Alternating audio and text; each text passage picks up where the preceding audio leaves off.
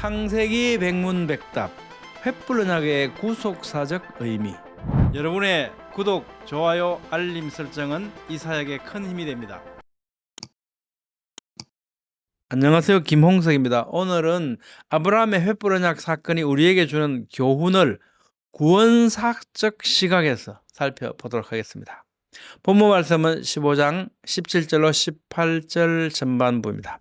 해가 져서 어두울 때 연기 나는 화로가 보이며 타는 횃불이 쪼갠 고기 사이로 지나더라. 그날에 여호와께서 아브라함과 더불어 언약을 세워 이르시되.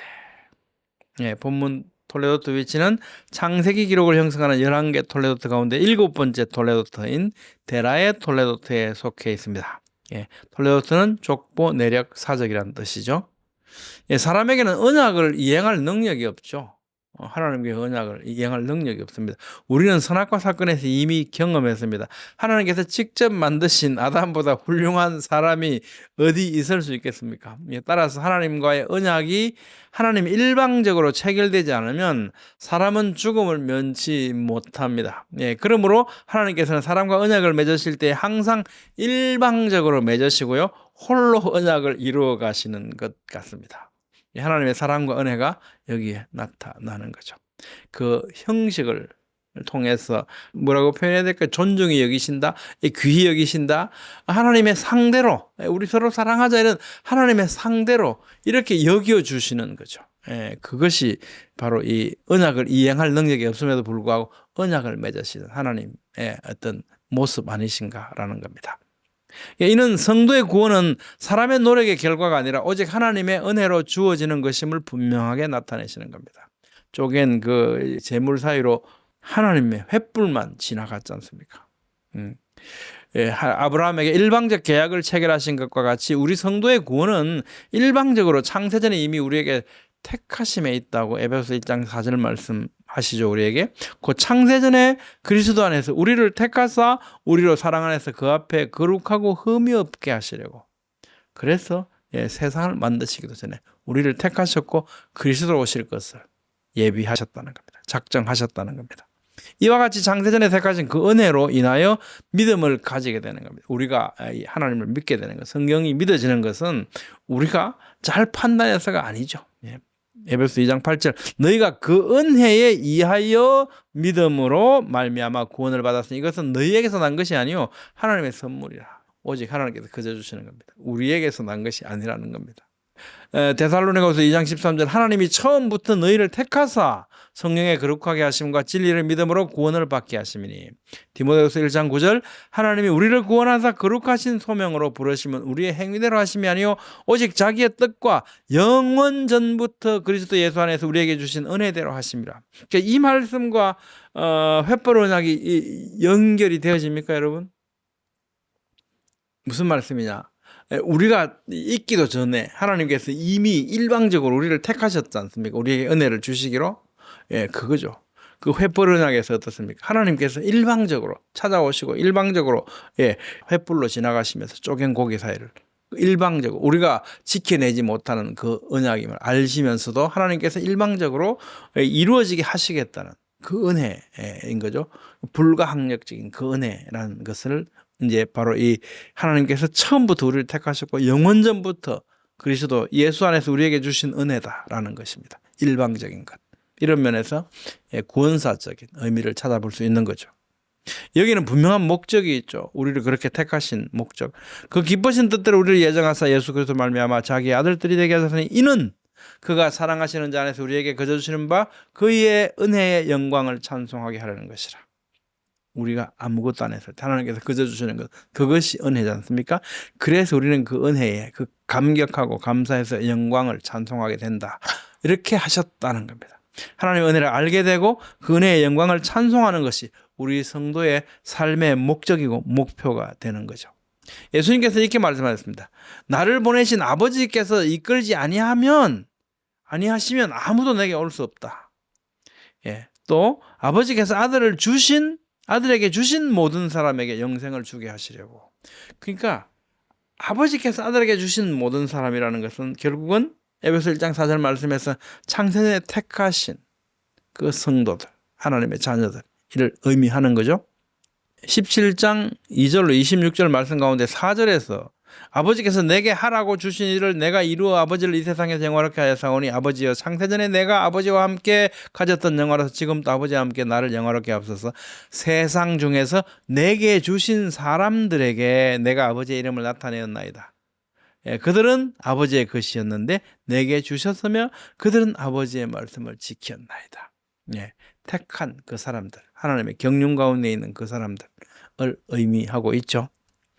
지금 그들은 아버지께서 내게 주신 것이 다 아버지로부터 온 것인 줄 알았나이다. 나는 아버지께서 내게 주신 말씀들을 그들에게 주었다.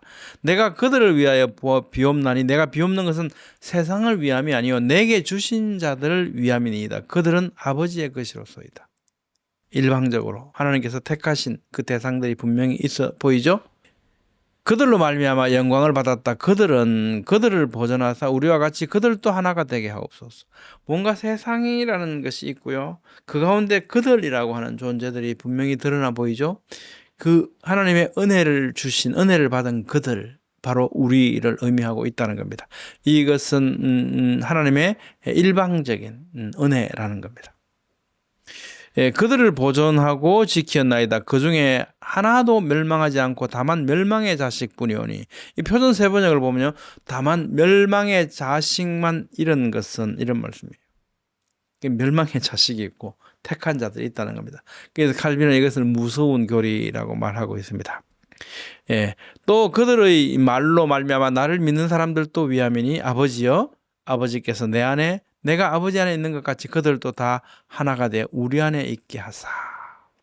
내게 주신 영광을 내가 그들에게 주었사오니 이는 우리가 하나 된 것 같이 그들도 하나가 되게 하려 합니다.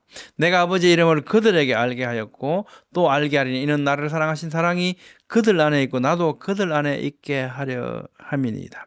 그러니까 그들이 있고 그들이 아닌 부류가 있는 거죠. 근데 우리 그들이라 속한 이 사람들에게, 이들에게 하나님께서는 일방적으로 은혜를 주신 것이라는 겁니다. 횃불 언약의 일방적인 하나님의 은혜인 것처럼요. 횃불만 지나가지 않습니까? 나아가 우리는 하나님의 것으로 하나님의 영광의 찬송이라고 말씀을 해요. 모든 일을 그의 뜻의 결정대로 일하시는 이의 계획을 따라 우리가 예정을 입어 그 안에서 기업이 되었으니 이는 우리가 그리스도 안에서 전부터 바라던 그의 영광의 찬송이 되게 하려 하심이라. 우리가 하나님의 영광의 찬송이라는 겁니다. 그러면 우리는 하나님의 영광의 찬송으로 살아가야 되는데 도대체 우리가 어떻게 하나님의 찬송으로 살아갈 수 있을까요? 우리가 이 말씀을 어떻게 감당해야 될까요? 택함을 받았으니까 아무렇게나 살아도 된다. 이런 말씀 아니라는 겁니다. 로마서 12장 말씀하죠. 너희를 박해하는 자를 축복하라. 축복하고 저주하지 말라. 즐거워하는 자들과 함께 즐거워하고 우는 자들과 함께 울라. 서로 마음을 같이 하며 높은 데 마음을 두지 말고 도리어 낮은 데 처하며 스스로 지혜 있는 채 하지 말라. 아무에게도 악을 악으로 갚지 말고 모든 사람 앞에서 선한 일을 도모하라. 할 수 있거든 너희로서 모든 사람과 더불어 화목하라. 우리가 출세하고 많이 부자가 되고 이 명예 이게 아니고요. 하나님의 영광을 살아간다는 것은 바로 너희를 박해하는 자를 축복하고 또 저주하지 않고 이 우는 자들과 함께 울고 예수님께서 우리에게 보여주시던 그 모본의 삶, 십자가에서 예수님 못 박은 그 사람들 향해서 뭐라 그럽니까? 저들을 사하소서. 저들이 자기가 하는 게 뭔지 모르고 저러고 있습니다. 라고 하는 한없는 용서, 그것이 하나님의 영광으로 살아가는 삶의 모습입니다. 우리는 그렇게 살아가야 한다는 겁니다. 내 사랑하는 자들아 너희가 친히 원수 갚지 말고 하나님의 진노하심에 맡기라. 기록되었으되 원수 갚는 것이 내게 있으니 내가 갚으리라고 주께서 말씀하시되 내 원수가 줄이거든 먹이고 목마르거든 마시게 하라. 그리함으로 내가 숯불을 그 머리에 쌓아 놓으리라. 악에게 지지 말고 선으로 악을 이기라. 이것이 하나님의 영광의 찬송으로 살아가는 겁니다. 기억하시죠?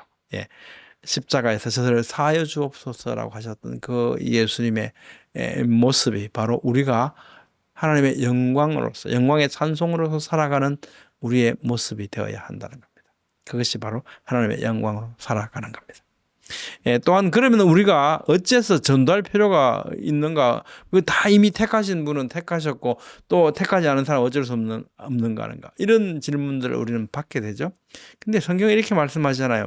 그러므로 너희는 가서 모든 민족을 제자로 삼아 아버지와 아들과 성령의 이름으로 세례를 베풀고 내가 너희에게 분부한 모든 것을 가르쳐 지키게 하라. 볼지어다 내가 세상 끝날까지 너희와 항상 함께 있으리라 하시느라. 택하셔서 가만히 있어도 된다가 아니고 뭐라 그랬습니까?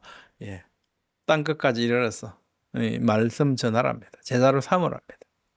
우리는 하나님께서 이렇게 하라고 하시는 겁니다. 그래서 우리가 판단할 것이 아니고 우리는 이 하나님께서 택하셨음에도 불구하고 그럼 그 택한 자들을 부르시면 누가 도대체 부르겠습니까? 우리를 통해서 부르시는 거죠. 아브라함에게 체결하신 횃불 언약은 오직 하나님의 일방적인 은혜의 언약 체결이었습니다. 성도의 구원 또한 이와 같이 상세전에 택하심으로 오직 은혜로 일방적으로 주신 거죠. 예수님께서는 이 횃불 언약의 약속의 땅으로 재림하실 것이고 천년왕국을 세우시고 다스리시고 하나님의 경륜을 이루어 가실 겁니다. 성도를 향한 하나님의 구속사는 이렇게 하나님의 작정대로 횃불 언약의 일방성처럼 이렇게 진행되어 갑니다. 여러분 어떻게 생각하십니까? 오늘은 아브라함의 횃불 언약을 통해서 구속사적 의미를 살펴봤습니다. 다음 시간에는 하나님께서 자처하신 아브라함의 방패에 대해 살펴보겠습니다. 하나님께서 나는 너의 방패다 그러셨거든요. 그 의미를 한번 살펴보도록 하겠습니다. 감사합니다.